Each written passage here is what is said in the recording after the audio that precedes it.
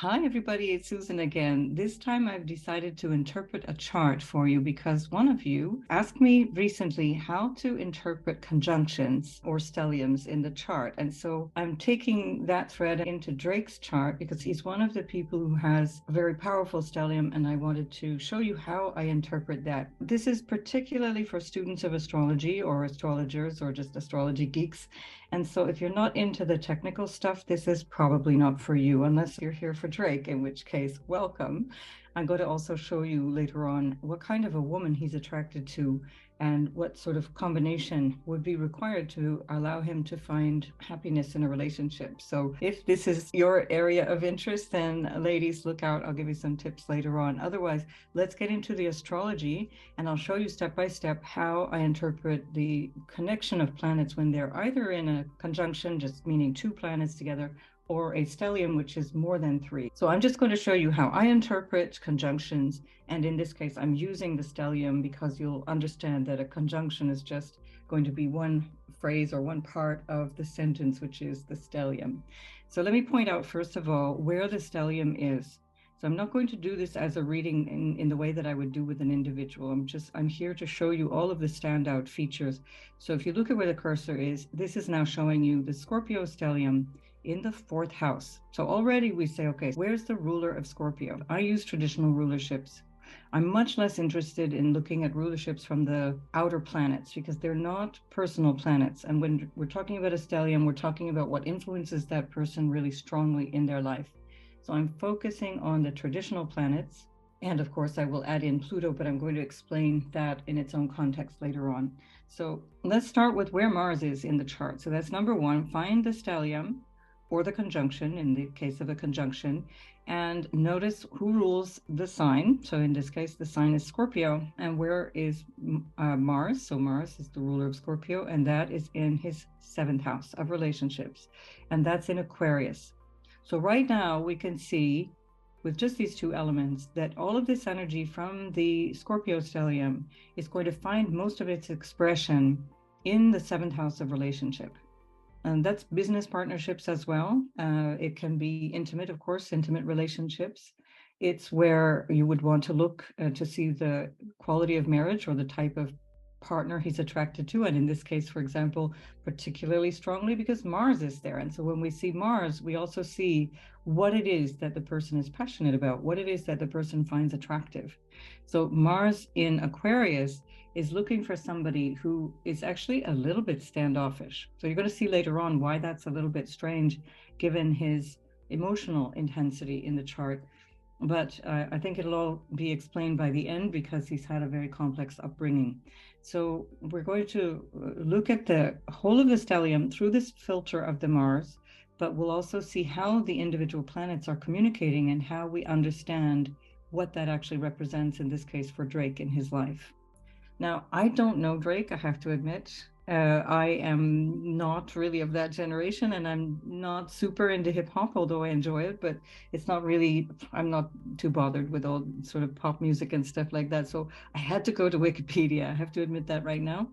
I also have to admit I'm not a huge advocate of Wikipedia. I find it full of a lot of misinformation and garbage. And in the case of celebrities, however, it tends to be quite accurate. The bizarre thing with Wikipedia is that anything that doesn't matter is usually quite accurate, and anything that is really important is usually messed up. I'm not going to get into that. Never mind. That's a scorpionic conversation we can have another time. So what I had to learn about him through his childhood and through his upbringing and so on, much of that I got onto YouTube to find a bio. So somebody had done a short bio of him as well, just explaining a little bit of his journey through later childhood and into his early success years.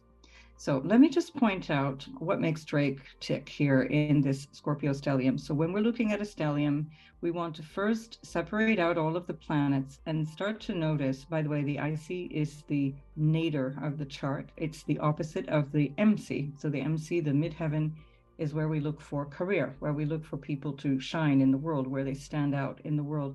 And the IC is where they are all internal or in their home or in their private life. The influence of all of these planets is also very strong on the IC, in particular Mercury and Venus, very, very strongly.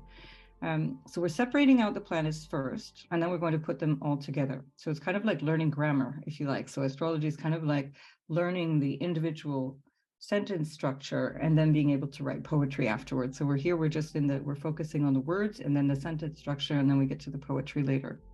So the sun is, of course, one very important element of the chart. And we here have a sun at the 0 degree point of Scorpio. So it's already an intense sign because it's Scorpio. Now we've got an extra intensity because in the very initial degree of a sign, we find a lot of extra intensity.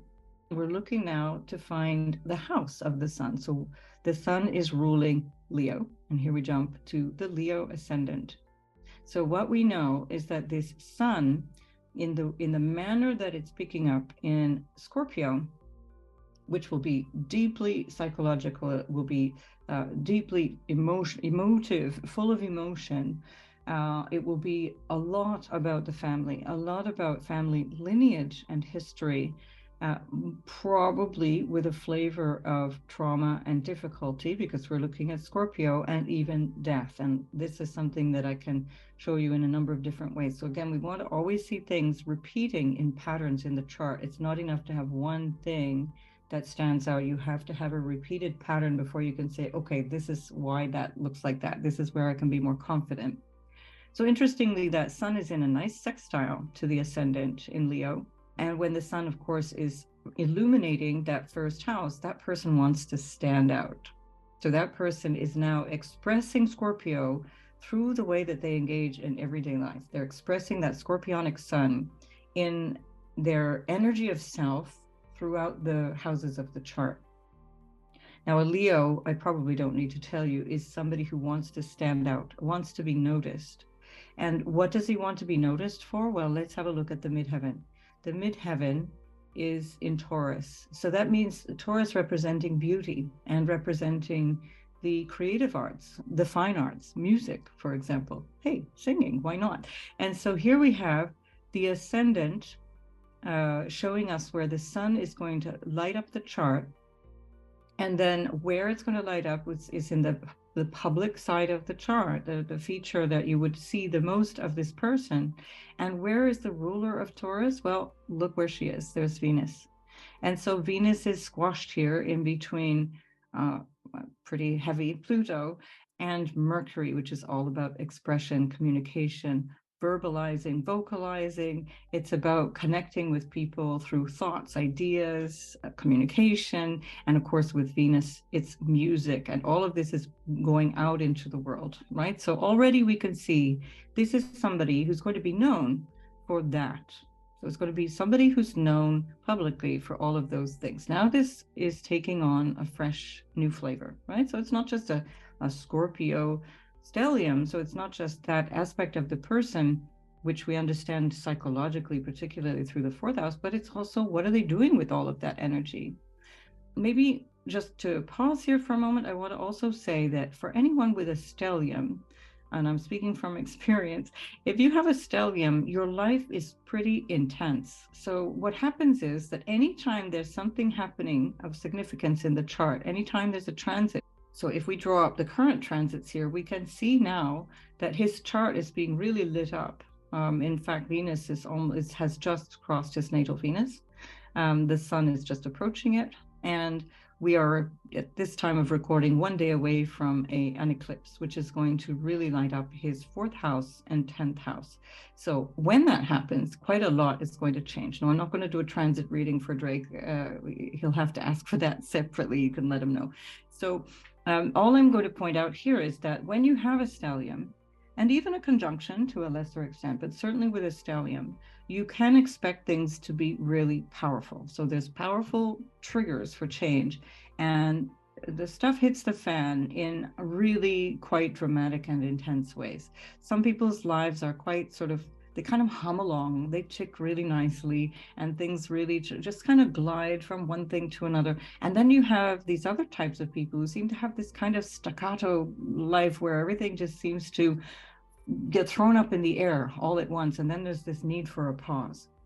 So he's one of these people. So where we see Drake here with this energy of the stellium, we also see that this person, however much all of this is feeding into the midheaven through this need to be seen in that Leo ascendant, we also see a person who is actually deeply private, very, very much in need of privacy and calm. Now, what we also sense when we're looking at the fourth house, and in terms of emotional privacy as well, is what is the planet that rules the fourth house traditionally? Not because it's a Scorpio, but because it's the fourth house. Well, that's the moon. And then we're looking at what is the quality that this person is feeling, because we want to know what his fourth house experience is. Well, it's in the 12th house, this moon, which, by the way, just happens to be 1 minute of 1 degree off my own moon. So I can speak from experience on this moon as well, even though I'm 20 and a half years older than Drake. So just to say that this moon here in the 12th house is going to be a person who requires a lot of downtime, a lot of me time, a lot of time to retreat and move behind the scenes. We also see that with the moon in the 12th, there will be, and particularly in Cancer, there has been a loving relationship with the mother. Not necessarily everything he would have needed, but certainly he would have felt loved, and without a doubt, and he would have felt taken care of in that way by the mother, less so by the father. And I'll point to another bunch of things that come out that help me to support that idea, aside from what I've read in Wikipedia, but just to show you astrologically. So when the moon is in the 12th, especially in Cancer, we see a mother who has a certain amount of distress in her life, a certain amount of fragility. That can be psychological fragility, it can be physiological or medical fragility, that she is not able to 100% engage in life. And of course, this is what it turns out has been his experience of his mother. The other thing I discovered, because of course I pretty much had to discover dear Drake, even though he's my homeboy, but what I learned is that he spent quite a lot of his youth while he was in an acting career, trying to be in a music career. And so what he was doing, he was too shy to put out his music, but he would write lyrics. And he would write, and he would write, and he would write. And where would he do that? In his bedroom. He would go home in the privacy of his own home, secretly. 12th house is all about secrets. So is the 8th house, by the way. And so is Scorpio, by the way. So secrets, think of that as another keyword for Drake here. That is an area of his life which he kept for himself until a friend of his found out that he was doing this, a musical friend, and grabbed the notebooks that he apparently kept loads and loads of notebooks full of lyrics and thoughts and poetry. And his friend said, dude, we've got to make music. And so that was one of the things that allowed him to have the confidence. So 12th house moon in Cancer doesn't have a whole lot of confidence. Never mind that the moon is very strong in reference to the ascendant. That's a completely different kettle of fish. So here we've got, what does he feel like inside? And he's very, very shy. That doesn't mean he can't be on a stage, by the way, just being shy about who he is personally and expressing himself emotionally. So that's kind of an interesting reflection. It's not directly related to all of this stellium, but it tells me another piece of the puzzle, because fourth house is ruled by the moon traditionally, okay, in what you call the natural zodiac, which begins with Aries. So what's interesting about that particularly is I also found out from Wikipedia that people describe him or his music, let's say, they describe his product, what he puts out there, as having a theme of emotionality and boastfulness. Now, I can't think of anything more descriptive than emotional Scorpio in the emotional fourth house, the very deep psychological part of the chart, and boastfulness being all of this bravado that Leo can put on in a great song and dance, usually, despite being shy, again, and despite feeling a little vulnerable in doing so. So this is something that is quite powerful. You know, this emotion, it's coming through who he is, right? So that's the ascendant. Boastfulness, yeah. I saw, again, that he also does quite a lot of these diss raps, you know, where he'll be like in these kind of, it seems like endless conflict with other rappers or other musicians who have accused him of sampling some of their music, or I don't know, this is what I don't get about the rap music industry. It's just a lot of machismo, but hey, he makes it look good, but he does get himself into trouble because of this Mars ruling his fourth house stellium, and that Mars is about conflict with other people. So although he's there with these emotional and boastful themes, they also come with no shortage of conflict.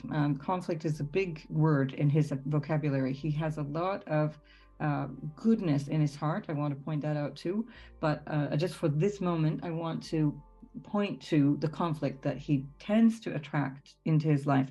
So he will both project that onto other people and react very viscerally to that. Remember that that is the ruler of all of this energy in the fourth house, but he will also attract it so that he is actually feeling that energy, and people who anybody who resonates on that vibe of aggression and potentially even bullying energy will come out and challenge him. This is all the more so because we see that Pluto very strong in Scorpio, although I wouldn't go as far as to call it the ruler. It's considered a modern ruler of Scorpio, but again, I use Mars. But here we have that very strong resonance, Pluto in a very, very tight square to Mars. So already, without any other significator, we can see, wow, this person has a volcanic temper. He has also kind of like a pressure cooker kind of going around waiting to blow off steam, basically. That Mars is in a square to his sun, although it's not as tight as with that Pluto, but still very relevant. By the way, that Mars is square his Venus. Even though it's 10 degrees off in a natal chart, I definitely look at that. 10 degrees is absolutely worth looking at. Means it's less strong, let's say, less impactful, but definitely worth looking at. And Venus square Mars is going to give you quite a lot of tension, passion as well. It's very much what his Venus represents here in relationships. So, of course, generally speaking, that will be with regard to love affairs and also business, because Venus is both love and money. It's all the good stuff. So Venus is in Vishaka Nakshatra, which symbolizes coupling, bringing people together. So that's pretty cool, right? Except that here we have a Venus not only retrograde, which means she's not functioning terribly well. She's also in Scorpio, where she's not super happy, but also Venus in Vishaka is it can be overly sexual. It can be like too much physicality in the relationship, and therefore lacking, in a way, depth or lacking consistency. What that can do is that it can lead to a person not being super easy or steady in long-term relationships. So lots of passion, lots of interest, but not super for long-term interest. And of course, Mercury says the same thing here in this slightly different way. Mercury is about, let's say, your business dealings and about your mind and what preoccupies your thinking and communicating. And it's very fickle in this nakshatra. It's very playful, lots of fun, so great fun, but not super for long-term putting down roots, which I think is something that he desperately wants. I actually saw a couple of interviews within this little short biography where he was saying he would really like to have settled down, apparently, with Rihanna, who was, I think, a long-term on again, off again girlfriend. So that there's one expression of Vishaka Nakshatra when Venus is there, on again, off again relationships that don't really find their durability or their roots. But that's very much what he wants, especially with this moon in Cancer. He's all about the home fires, keeping those home fires burning, and having some kind of tenderness in his relationship. I should think he won't find that until later in life. So the other aspect of all of this coming together with the Mercury in the fourth house is also that contracts are extremely significant in his life. Mercury is very much about communication, as I mentioned. It's very much about deals, commercial deals, and so on. And both Venus and Mercury in Vishaka Nakshatra, and in this energy of the fourth house particularly, are very much about cooperating in a way that is really about making something happen, if you like. It's like, it's goal oriented. It's like, let's join forces. Let's be cooperative for a purpose. And so here we see very much that this is now serving this idea of Venus and Mercury is serving the purpose of this Mars here in the house of contracts and partnerships and agreements. So very, very intense in his life. This, I think also he mentioned in a couple of these interviews that showed up, the importance of people who brought him where he is today. He recognizes a lot of the people who supported him on the way. So he definitely didn't leave his people behind. He has given credit in many cases where it's due. And that just shows that he does have this very deep recognition of the need to be in partnership in whatever he does. And yet the challenge is this Mars here in Aquarius. So not only is Mars in the 7th house, where partnership is intense and it can be challenging, it can be even violent, it can be aggressive, it can be at the very best assertive, but also in Aquarius, it's going to be different. It's not going to be traditional. It's going to be potentially also a little bit dry. Aquarius is an air sign. Mars in Aquarius can bring disharmony in social groups and in connections with people, even outside of the 7th house. And so something about what he's craving, what he's trying to do, is showing up through this Mars that's ruling the stellium, that is always going to be seen like the lens through which the stellium expresses itself, and there's going to be some dissatisfaction there. It's not going to really be able to, at least in the early stages of his life, at least from a feeling of personal satisfaction, it's always going to be somehow frustrating and potentially full of conflict. So far we've seen quite a lot of that.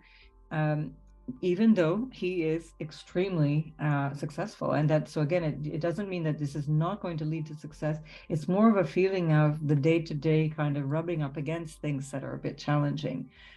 So it doesn't prevent a person from accomplishing what they want. It's just that it's going to be bumpy on the way to the goal. And Mars is, by the way, all about goals, remember. So here, this is another expression of this whole stellium, is that relationship goals are huge. So this stellium is serving all of the drive or the passion in his life, which is around relationship, connecting with other people. Let's come back a little bit here. When we see this Pluto in the 4th house, especially conjunct the Sun, we see that there's an intense experience of life in childhood. So we know that his parents did not plan to have a family. So had met in a bar. The father is American and came to Toronto, I think, to have a concert or to play a few gigs in Toronto. And the mother is from Toronto. And he's African American, and she is a Jewish woman from Toronto. So a bit of an unlikely couple. And so we're seeing all of this, quite a lot of this unlikeliness show up in the chart. With Pluto on the Sun, it means that the father is a very intense person, very influential, potentially emotionally volatile, quite intense. I didn't, to be honest, I didn't go down the rabbit hole of their relationship, although I can see without a doubt that one of the things that is a driver in this, when we look at the Ascendant Sun combination, we see that one of the things that is a driver that was going on already before Drake even was born is that there's a tension around the father. And this is not the first generation to experience that. There's a kind of a pattern, that's a lineage where there is a challenge with the father, some kind of story about the father either being absent or being, in some case, a source of difficulty. And again, I want to emphasize this is before he's even born. So this is already what he's born into, that he has to deal with, because he's carrying this energy from his ancestors, and in particular referring to the father.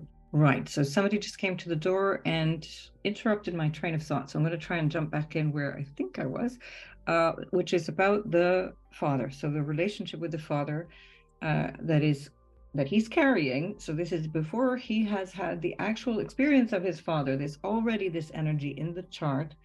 And in future videos, I'll explain how I can see that. And it's quite interesting, especially if you're an astrologer. So something has marked this relationship. There's some kind of energy around, very probably around death, that sort of tragedy or this loss.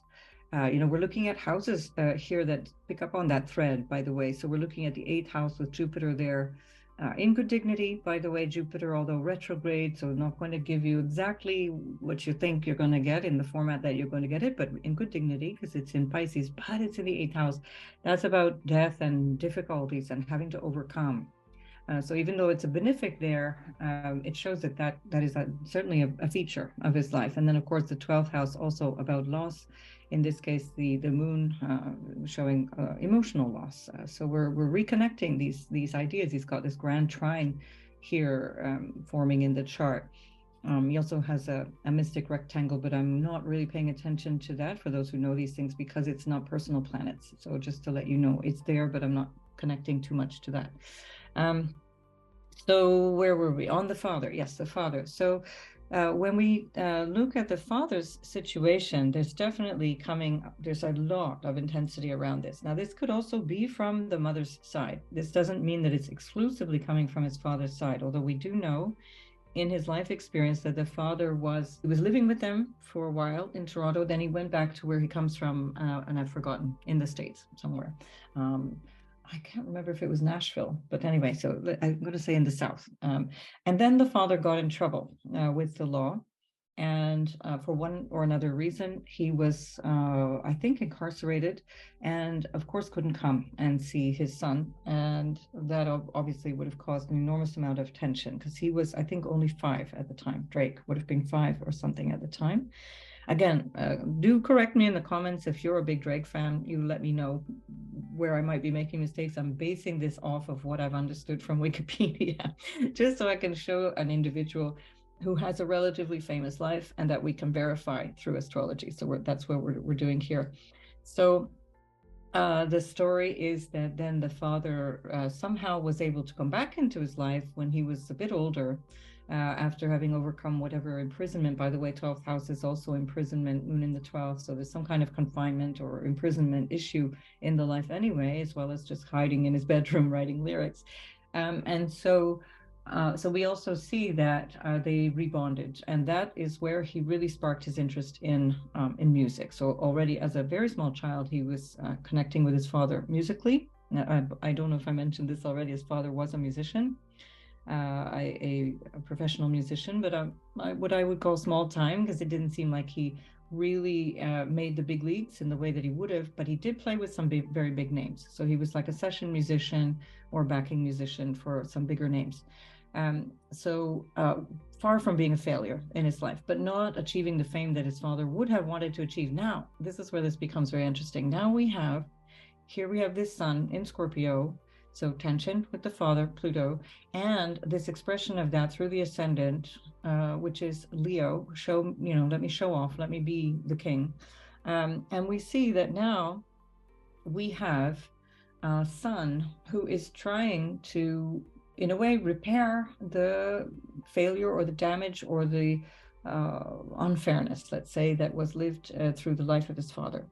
And so there is this kind of I'm gonna do the thing that my father couldn't do, and that is a huge drive in his life, a really huge drive. And we see that in another couple of ways. So again, remembering this is filtered through all of this energy that is ruled by Mars in Scorpio. So where else do we find Mars?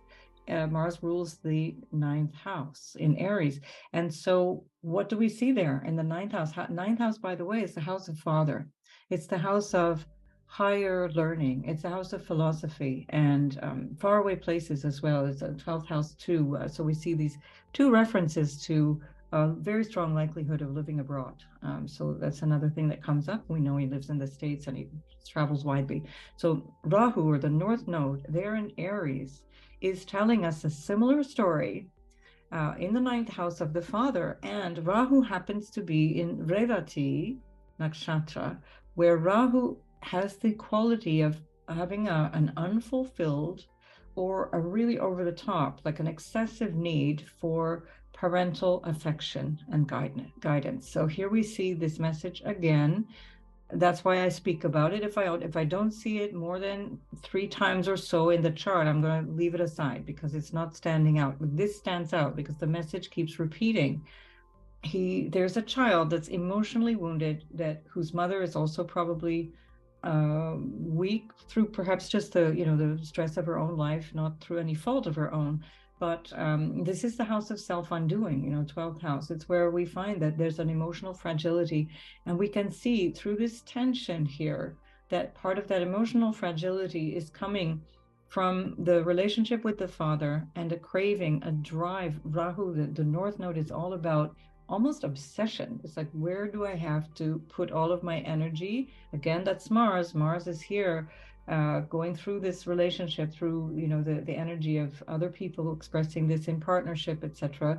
All of this stellium is being expressed through this energy of Mars, which is also the energy of the North Node in this particular chart.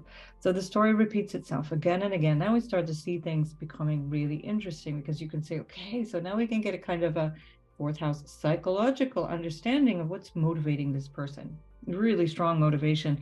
Unconscious fourth house, unconscious eighth house, unconscious 12th house motivation for my life. And all of that is being filtered through, almost like wanting to make up for the loss of the father, or the sense of absence of the father, or in a way having a sense of just feeling like you want to finish the job that your father started, in many ways. So it's kind of like, at all costs, I am going to be successful. At all costs, I'm going to do this. He credits his own father for giving him this super creative. Now, remember, Venus and Mercury here in the chart are showing a lot of creativity, and that creativity in Vishaka Nakshatra is also coming through this energy of what he learned from his father. And so he had said in one of the things that I read that he feels he was motivated by his father to combine singing and rapping, which was something that apparently nobody had done before. Correct me if I'm wrong there. And that singing rapping combination is what seems to make Drake special and famous and quite unique. So he's brought this incredibly innovative creativity to his work, this kind of very strong energy of originality and creativity that's coming through Vishaka Nakshatra. So I feel like I'm kind of going in all directions. Where was I? So yeah, so again, we just see that this unconscious desire to fulfill the father's dreams, and almost in a way, in order to reconnect to the parents. So it's not just about the fame. Here's a person who is happy with fame. It's not like he's averse to fame by any means, but actually he's driven by something else. He's not driven by being seen all over the place. He's driven by emotional intensity. And all of that is what we see here in the chart. And again, as I mentioned, it seems to be what he's known for in his music. He's known for this emotionality in his music. He's known for this tendency to really express himself from the heart, of course, being all about the fourth house in this case. So let me just pause and collect my thoughts here for a second. If we were doing this together, I'd say, would you have any questions for me, so I could just kind of bring my brain back to what we're actually doing here.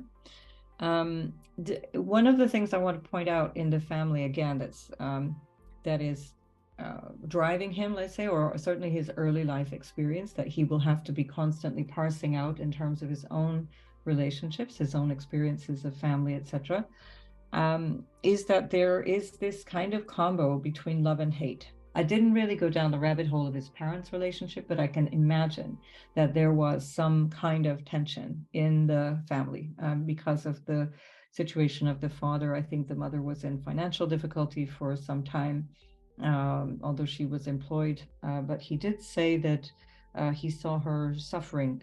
So she would be, I can't remember if she was smoking and taking meds or something like that. Again, 12th house is addiction. And that's not really where, especially with the moon there, we're definitely going to find the mother. So moon is mother. We see that that's some kind of quality that the mother is bringing to his childhood, story, his early years.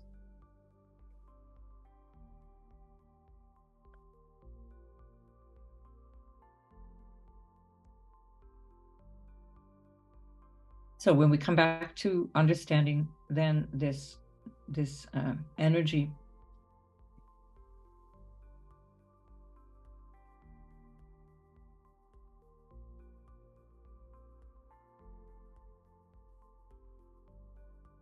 So we can also come back to understanding this stellium that we find here. And again, you can work with a conjunction in exactly the same way. It's like a conjunction on steroids. So here we're working now with Mercury within the stellium.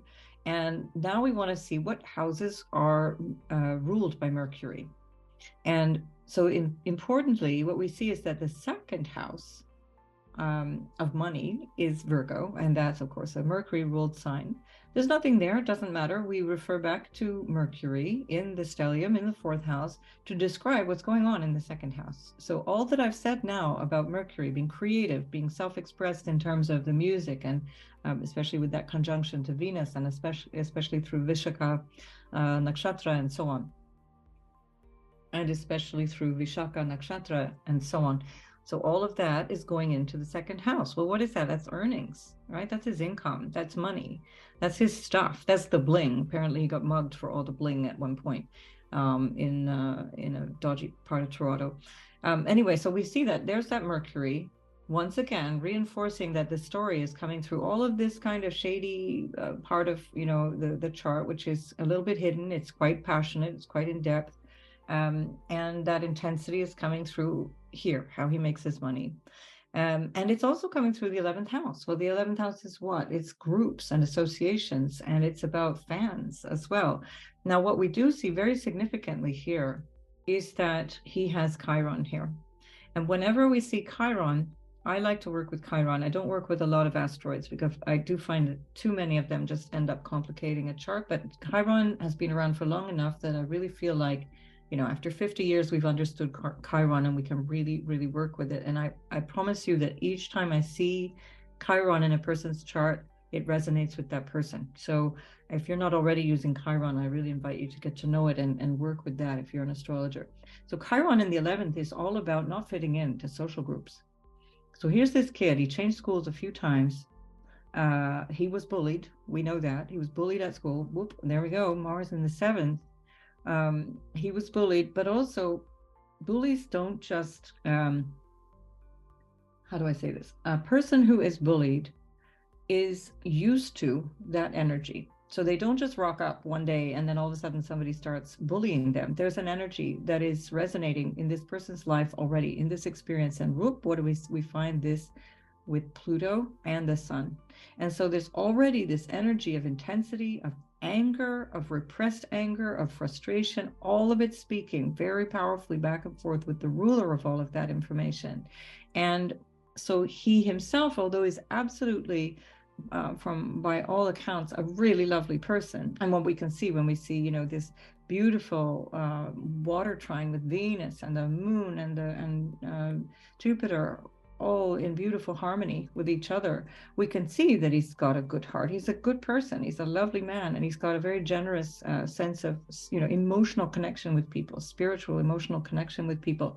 It's not to say that that's not happening. It's just to say that what he might resonate with in certain cases is more that anger. And that anger is quite strong. We can't deny it. And it's right there in your face. So that's the opponent. 7th house is your opponent, who you're standing across from. And with Mars in the 7th house, there's usually a fist in there somewhere. And so here we have Chiron, which shows our deepest wounding. It shows wounding that is from childhood. It shows wounding that is our own self-undoing. So again, that anger, that potential for conflict can resonate in some way. We see also that as he grew up, as he manifested his sort of dreams going forward through acting and through singing, he started to express it in his music. And so here we have in Gemini, ruled by Mercury, all about expressing something, sharing something, verbalizing something. We have Chiron. So what's he expressing? His wounding, his pain. He's understanding something by processing through his written word, through his language, through his, rap, whether it's the lyrics of a song or the rap competitions that he used to have. I can't remember what that's called. I'm so not in that whole world, but you can probably imagine. But so, those rap battles, I think they're called, that they would have, that would be how he would overcome. And he did really well, apparently. He really, really did well. And in fact, this is why so much of his experience with fans and fame, because the 11th house is also fame, by the way, is coming through his fragility.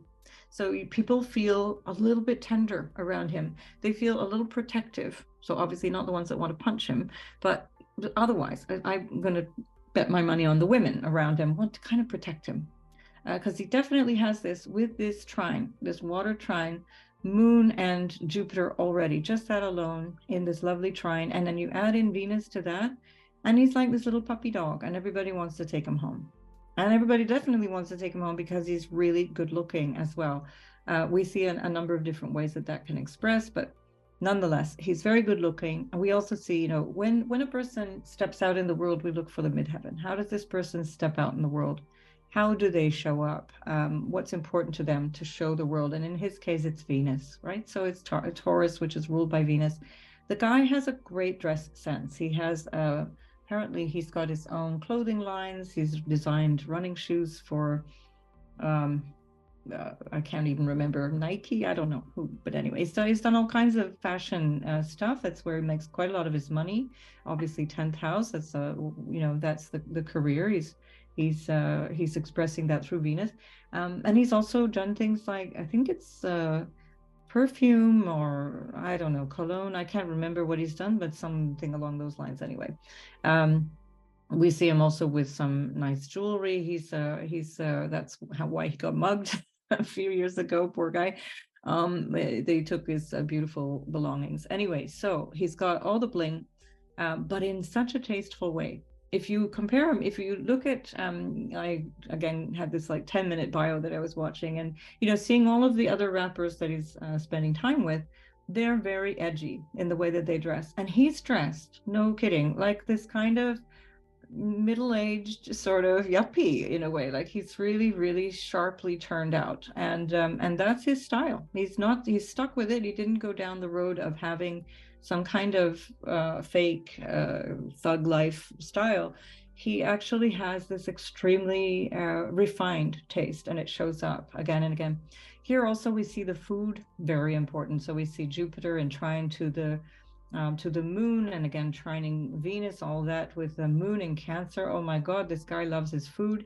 Ladies, if you want to get to this man, it's definitely from the stomach. So as the expression goes, the way to a man's heart is through his stomach. Well, it's definitely the case for Drake. So there's another pointer for you ladies, get cooking.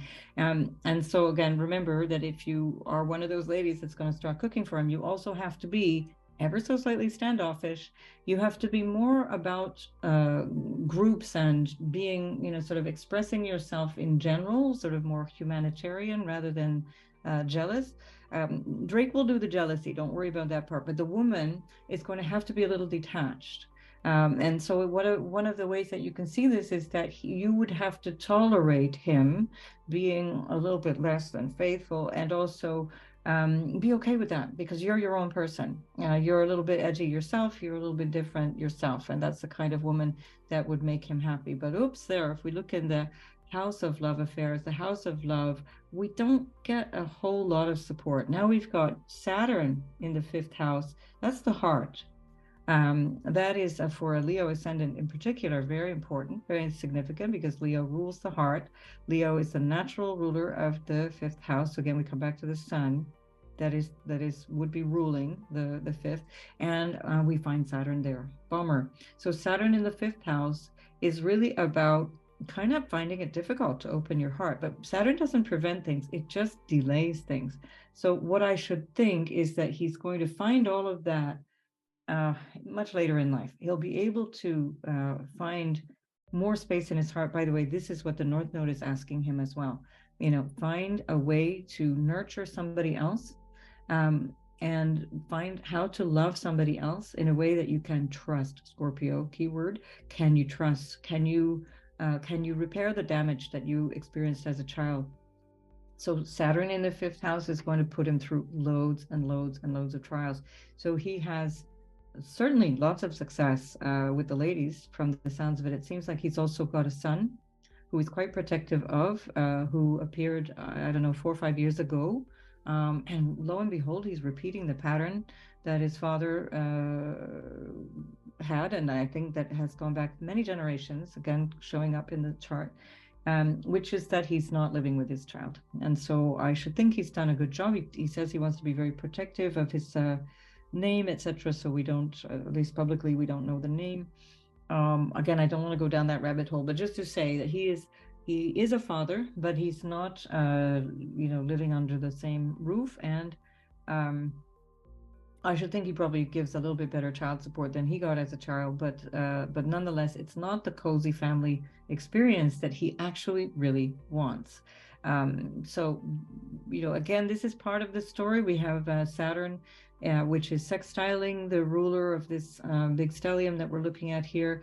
And that brings an enormous amount of drive, enormous amount of willpower in a way that you can really, really use. But it puts a lot of energy into that ambition and goal, that drive, which is about partnership.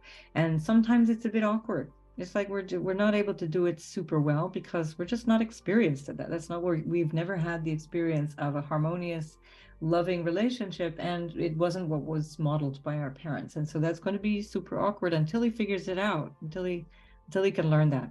You also have Uranus there. Uranus again will disrupt that whole energy. Uranus in the fifth can also show a person who is disruptive in their creativity, who's disruptive in the way that they do their thing, in the way that they self-express. So that as a musician is fantastic. He has Uranus opposing Chiron. That's a very long generation. So that happens very frequently because these two planets sort of glide along in the same pattern for a very, very long time. This was a very strong signature in the 60s as well. So we see this pattern. It's very common in a lot of charts, surprisingly. Although it's not the case nowadays because they're almost ready to conjoin. In a few years, they're going to conjoin. But nonetheless, we see this in opposition. And so we see that is also causing tension. It's causing tension between creativity and expression of that creativity and the world around him and the other. And that also causes some pretty extreme highs and lows in life. It can cause some really deep emotional highs and lows in life. And we have seen, or one has seen, as I was looking to figure out who on earth is Drake, I discovered that he's also taken several breaks in his career, sometimes as long as 3 years, where he's really needed to switch off. There again, that's that moon in the 12th in Cancer. It's like, just please go away, leave me alone. Seventh house of relationship in Aquarius. It's like, I love you people, but I just don't want you in my life. Just please go away. And so you definitely have this experience of someone who needs to take a break. If this were my client, I would say you have to build in retreating. You have to build in quiet time in your life regularly to keep yourself going, to keep yourself well. But we're getting away from ourselves. So hang on, where were we?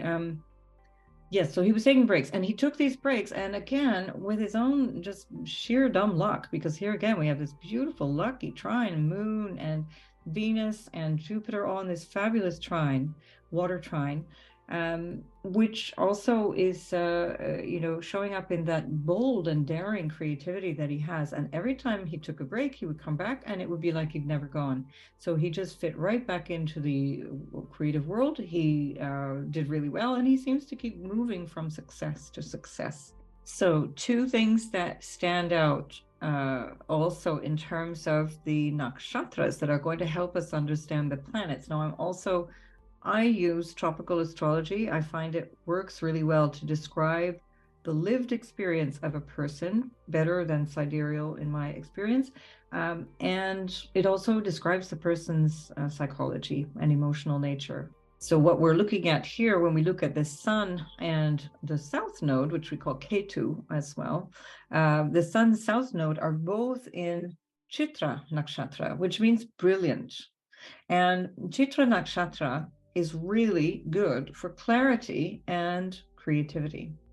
So with the sun and Ketu there, it's going to have this real experience of mental focus. And certainly we see that in his work. He is determined. He knows what he wants to do with his career. This is another way of seeing Scorpio as well. Scorpio in general, apart from this nakshatra, Scorpio in general is very strategic. Some people, that can go on a spectrum of strategic to manipulative. Okay, so let's face it. I'm sorry. One person made a comment that I was a Scorpio hater. Absolutely not true. I'm just a realist. I've seen lots of water under the bridge. And so Scorpio can be extremely strategic. You definitely want them on your side if you've got to plan something out. You definitely don't want them on the opposing side if you've got to plan something out. And also that can be very manipulative, especially Venus in Scorpio. That's one of the reasons Venus doesn't function super well in Scorpio, because she's a bit manipulative. And here, of course, with the retrograde energy, expressing that even stronger. So we definitely see that there is this very powerful, creative, and clear-minded approach to his career. He knows exactly what he's doing. He takes control of his career, and he's very successful. He doesn't seem to doubt himself. He seems to kind of find the courage. Again, Scorpio, all about getting over fears, right? Find the courage and do it through the fear anyway. He also, in the nakshatra of Ardra, that's where his moon is, that can be symbolized, and I'm speaking again from personal experience, this is my moon to 1 minute of the degree of his moon. You can be really merciless towards wicked or false, deceitful, hypocritical people or ideas or things. Anybody who knows me knows that in spades, especially if you've read my recent blog. But you can also be needlessly cruel and needlessly critical or combative, because it's all about like getting to the truth. This is a huge thing for him, getting to the truth. What's the truth? Why did this happen? He wants to know. He's really, really profound. So that's something that really stands out in his chart as well. So this is just an idea of how you can look at a chart and how so much can come out of a chart by understanding the rulership of each of the planets. This is how you're going to break down a stellium. The stellium should not be filtered through the lens of only the sign that it's in. That's only one fraction of the story. You see how that works now. So the very small part of it is, yes, it's Scorpio.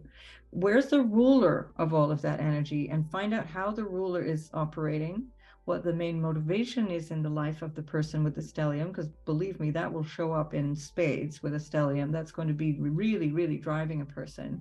But then break down the stellium planet by planet and find out where each of the houses is in the chart that these things rule. So I'm going to leave you with this explanation of a stellium and how to pick it apart. You could do the same thing with the conjunction. It would be exactly the same method that you would use.